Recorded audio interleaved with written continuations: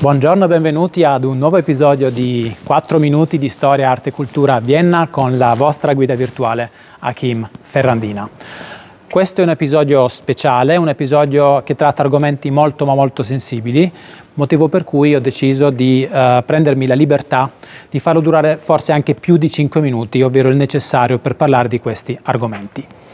Sono argomenti che hanno a che fare con il rispetto di altre religioni, argomenti che hanno a che fare con il rispetto di minoranze di qualsiasi genere.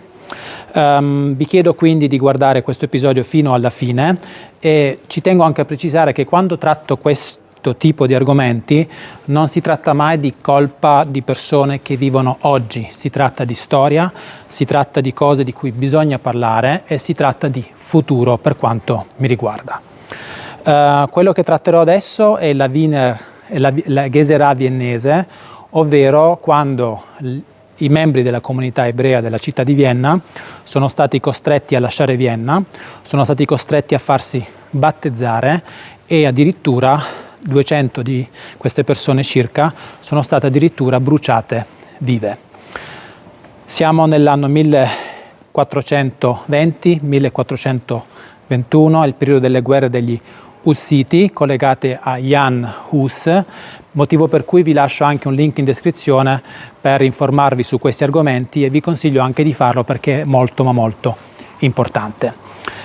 Quindi siamo nel 1420-1421, a quel tempo c'era un regnante sulle terre sull'Austria, il duca asburgico Albrecht V, il quale era chiaramente cattolico come tutti quanti gli altri Asburgo, aveva problemi economici, doveva finanziare un matrimonio con una principessa, la figlia dell'allora re della Boemia, e la comunità ebrea viene accusata di aver finanziato o di aver fornito armi proprio agli Hussiti, cosa totalmente non vera, per la quale non ci sono assolutamente alcune prove. Che succede? Che nel 23 di maggio 1420 tutti i membri della comunità ebrea vengono imprigionati, portati in prigione, ovvero le persone ricche vengono portate in prigione, vengono anche torturate per farsi dire da parte degli Asburgo, cioè per dire agli Asburgo dove tenevano appunto i loro beni. Vengono anche espropriate dei propri beni, questo succede. Le persone povere invece vengono messe su di barche senza remi sul Danubio e vengono mandate via così e arriveranno su queste barche senza remi fino a Pressoburgo, la odierna Bratislava. Purtroppo non è tutto qui quello che accade in quel periodo, perché purtroppo accade ancora di peggio. Bambini vengono costretti a farsi battezzare e a quel punto interverrà anche l'allora Papa, il quale farà pressione sull'imperatore del Sacro Romano Impero, appunto Sigismondo di Boemia, il quale alla fine farà in modo che questi bambini possano ritornare al loro credo, appunto la loro religione. Purtroppo non è tutto, so che non sono argomenti semplici, ne sono ben consapevole, ma sono davvero molto importanti. Gli ebrei vengono anche accusati di fare delle cose molto gravi, come per esempio sacrilegio nei confronti di ostie e quant'altro, cose totalmente non vere. Questo sarebbe accaduto in teoria nella cittadina di Enns. E attorno alla Pasqua del 1421, quindi 600 anni fa circa, accade che i pochi restanti membri della comunità ebrea della città di Vienna, circa 200 persone, 120 donne, 92 uomini, vengono bruciati vivi a Vienna. Questo accade non qui, ma accade dove c'è oggi la casa di Hundertwasser, le case pazze di Vienna. Quindi delle cose davvero molto terribili.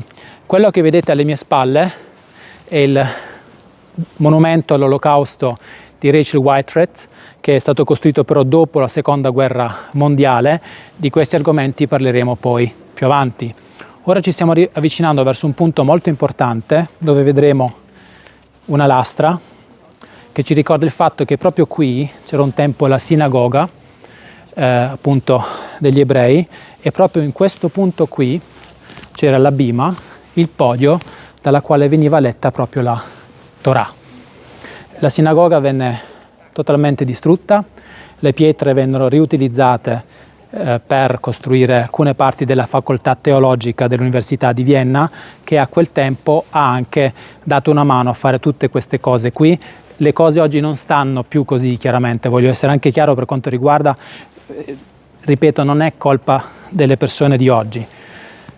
Quindi sono cose davvero molto pesanti di cui sto parlando, non sono cose divertenti, ma non vogliono neanche esserlo, e voglio anche ricordarvi che una minoranza religiosa o di qualsiasi tipo va rispettata, e dal mio punto di vista chiaramente sempre, e che qualsiasi persona in un qualsiasi momento storico può diventare una minoranza. Quindi vi prego di fare caso a queste cose, informatevi su questi argomenti, pensateci su. Non è una questione di colpa odierna, ma una questione di pensare al futuro per fare cose positive per il futuro, perché tutti quanti noi possiamo rispettarci a vicenda e avere una bella vita. Con questo chiudo questo nuovo episodio, vi ringrazio ancora una volta per l'attenzione, vi auguro tutto il bene nella vita, rimanete sani, state bene, amatevi, amate gli altri e grazie ancora, ciao.